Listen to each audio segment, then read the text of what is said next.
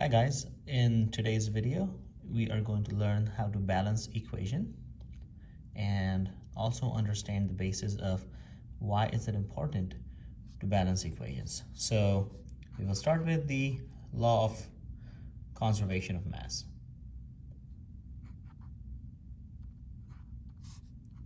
The law of conservation of mass says that matter can be created nor destroyed. And to understand what this means, let us look at a simple equation. How is water made? So instead of writing the reactants first, I will write the products. So we're trying to understand how to make water. Now you look at the formula of water is H2O, and that must mean that water is made from two reactants, hydrogen gas and oxygen gas. Now we learned that hydrogen gas can only have the formula of H2, oxygen gas can only have the formula of O2. And this is where we run into a problem. You have two hydrogen atoms and two oxygen atoms. So you have a total of 4 atoms that are going into the reaction, but only 3 atoms coming out because H2O. And that doesn't make sense. It doesn't add up. According to the law of conservation of mass, matter can neither be created nor destroyed. So if 4 atoms go in, 3 atoms cannot come out. You cannot magically get rid of an atom, or you cannot magically just add another atom. And that's where we come into coefficients. Coefficients are whole numbers that are placed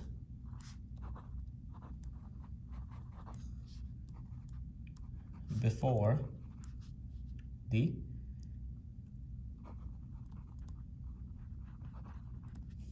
formula.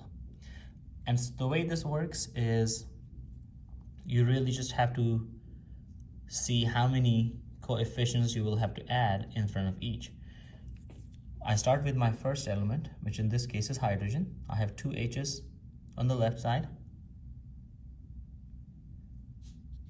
and I have 2 H's on the right side. So my hydrogens on both sides are balanced. But then I look at my O's, and I have O2, and over here I only have O. So my left side needs more oxygen. One thing that is critical to remember is no matter what, you will never be able to add subscripts. You can only add coefficients that are in the front. You can never modify the formula of a compound. And so to make this even, I will put a 2 in the front. Now what does that do? It fixed my O's because now I have 2 oxygens and I have 2 oxygens. What it didn't do was it messed up my hydrogens. So now I have 2 hydrogens on this side, but I have 2 times 2, so that's 4 hydrogens. And so to fix that, I put another 2. And now I have the same number of atoms on both sides. I have essentially balanced my equation. All coefficients multiply the entire formula. So now I no longer have an unbalanced equation. Let us take another example.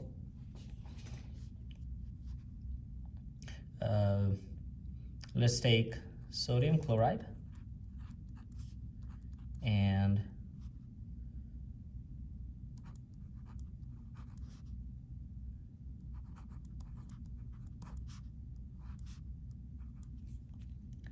mercury nitrate.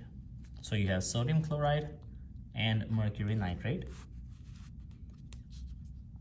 They react with each other and you end up with sodium nitrate and mercury chloride. And this is where you really have to start thinking in terms of atom by atom. I start with my first element. I have sodium. Sodium, one atom on the left, one atom on the right. Both sodiums are balanced. I can move on to my next element, which is chlorine. I have one chlorine on the left, but I have two chlorines on the right, and that doesn't add up. You have to fix that. Please remember, you cannot just put a 2 on the bottom of a formula. So I added 2 over here, and that fixed my chlorine. It did mess up my sodium, but we will get to that in a second. Okay, let us continue on the next element. I have mercury, Hg. I have one mercury on each side, so that's already balanced. The next is nitrate. Now notice that nitrate is made of NO3. It's a polyatomic ion. And when you're balancing polyatomic ions, the thing to remember is you have the same ion on both sides. You don't have to count the N's and the O's separate. Because you have NO3 on both sides, you can count of NO3 as one entity. So instead of counting, I have 2 nitrogens and 6 oxygens, you can just say that I have 2 nitrates. I have 2 nitrates on the left side, and I have 1 nitrate on the right side.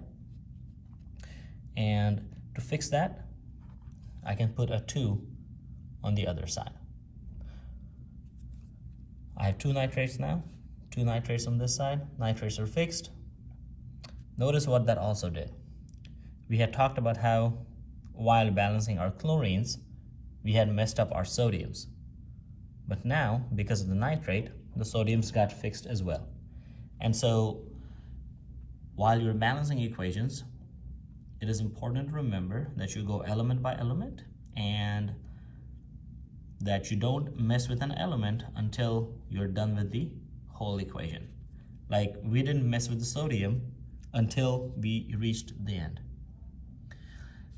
Important thing to remember is that there is no equation in this universe that cannot be balanced.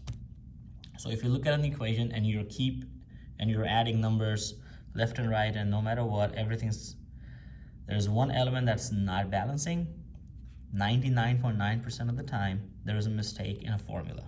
Okay, so it is super important that we know the correct formula of all atoms, of all chemicals. If you make a mistake in writing a formula, it is going to prevent you from balancing an equation. Now, when you look at this, my coefficients are 2, 1, 2, 1. What do these coefficients mean? Coefficients equal moles.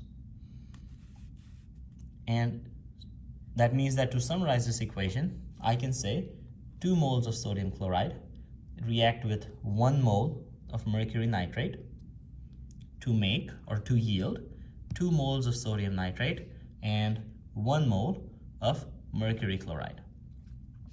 The coefficients are moles. So just as an extension, I would like to mention, if I need 2 moles of sodium chloride, you need 1 mole of HgNO3. So what if I have 4 moles of NaCl?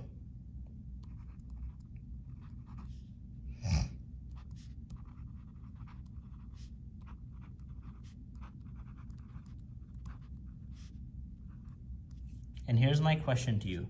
Try to answer that and see what you get. If 2 moles of NaCl need 1 mole of mercury nitrate, if I had double the amount of sodium chloride, how many moles of mercury nitrate will I need? Okay, so try to figure that out. You're gonna need to know how to do this for your upcoming lessons. So if you have any questions, please ask and make sure you get help in time. And I will see you in the next video. Don't forget to like, share, and subscribe.